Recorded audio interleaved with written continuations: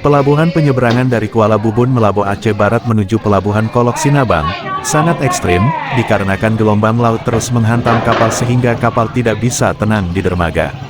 Amatan media, kapal yang sandar di dermaga Kuala Bubun Melabuh Aceh Barat pada hari Kamis, tanggal 29 Mei tahun 2025 adalah KMP Teluk Sinabang. Proses muat kendaraan dan penumpang sekira pukul 12 waktu Indonesia Barat sampai dengan selesai pukul 14 waktu Indonesia Barat. Selama proses muat kendaraan dan penumpang, sangat sulit naik ke dalam kapal, lantaran gelombang laut terus menghantam kapal hingga tergesek keras, antara bodi kapal dengan dermaga. Meskipun kapal feri telah diikat dengan tali kapal yang besar, namun kekuatan hantaman gelombang laut mengakibatkan beberapa buah tali kapal putus, sehingga kapal pun terombang-ambing di dermaga mengikuti alunan gelombang laut.